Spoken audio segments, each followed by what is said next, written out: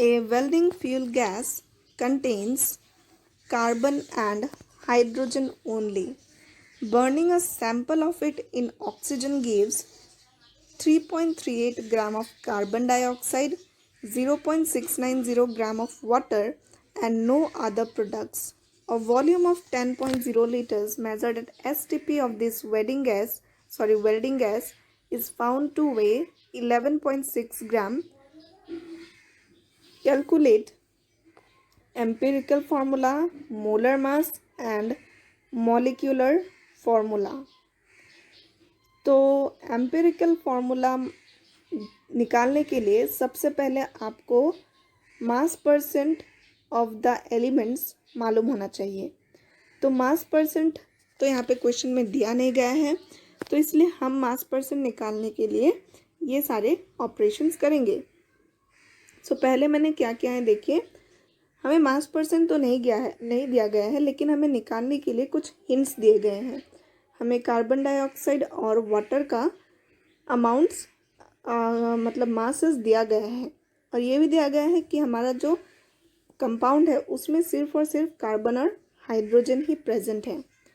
तो हम अभी कार्बन और हाइड्रोजन का मास परसेंट निकालेंगे।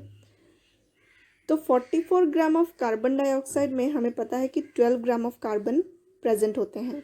सो 3.38 ग्राम ऑफ कार्बन डाइऑक्साइड में कितने ग्राम ऑफ कार्बन प्रेजेंट होंगे, तो ये हम यूनिटरी मेथड से निकाल लेंगे। फिर 18 ग्राम ऑफ वाटर में हम जानते हैं कि 2 ग्राम ऑफ हाइड्रोजन प्रेजेंट रहता है।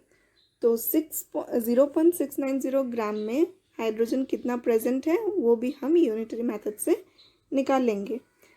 तो हमें कार्बन और हाइड्रोजन का जो अमाउंट है, जो प्रोडक्ट्स में कार्बन डाइऑक्साइड और वाटर फॉर्म हुआ था, राइट, तो उससे हमने रिएक्टेंट का कार्बन और हाइड्रोजन का अमाउंट निकाल लिया है।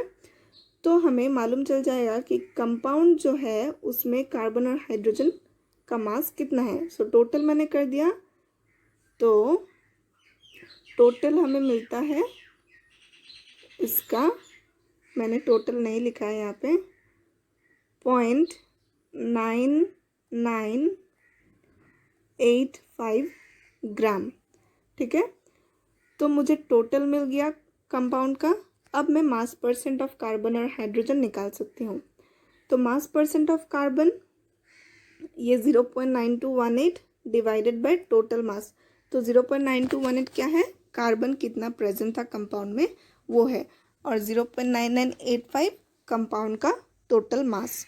तो उससे मुझे मास परसेंट ऑफ कार्बन मिल जाएगा, और सिमिलरली मैंने मास परसेंट ऑफ हाइड्रोजन भी वैसे ही निकाल लिया है, तो मुझे मास परसेंट ऑफ हाइड्रोजन भी मिल गया। अब एम्पिरिकल फार्मूला निकालेंगे। एलिमेंट है हमारे पास कार्बन हाइड्रोजन, एटॉमिक मास हम जानते हैं, मास परसेंट हमने कैलकुलेट कर लिया है। नंबर ऑफ मोल्स निकाला जाता है फॉर्मूला यूज़ करके। वो फॉर्मूला है given mass by molar mass.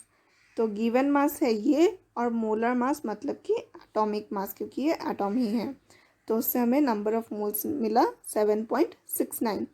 Similarly हमने हाइड्रोजन का भी नंबर ऑफ मोल्स निकाल लिया। अब सिंपलेस्ट मोलर रेशियो कैसे निकाला जाता है, यहाँ पे है 7.69, तो ये हम लिख लेंगे, और यहाँ पे 7.68 लिख लेंगे। अब हम ये दोनों में से जो छोटा है उसको हम इन नंबर्स से डिवाइड कर देंगे। तो 7.68 7.69 से छोटा है, तो हम डिवाइड करेंगे तो हमें मिलेगा 1। तो ये दोनों होल नंबर्स ही हैं, तो हमने सिंपलेस्ट होल नंबर रेशियो में डायरेक्ट लिख दिया है। तो कार्बन 1 प्रेजेंट है और हाइड्रोजन 1 प्रेजेंट है, तो मतलब कि एम्पिरिकल फार्मूला है C1H1।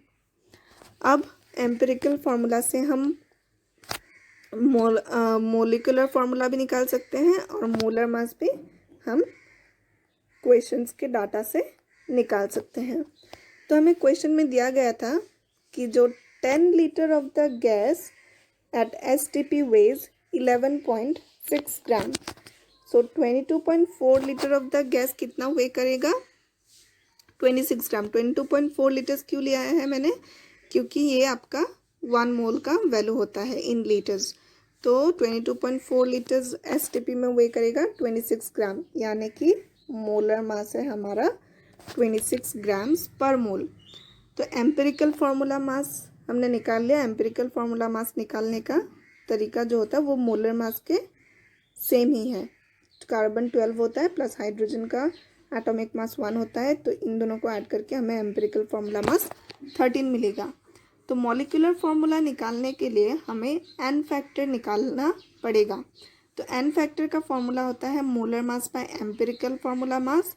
तो मोलर मास हमें मिला 26 और एम्पिरिकल फार्मूला मास 13, तो 26 by 13 2।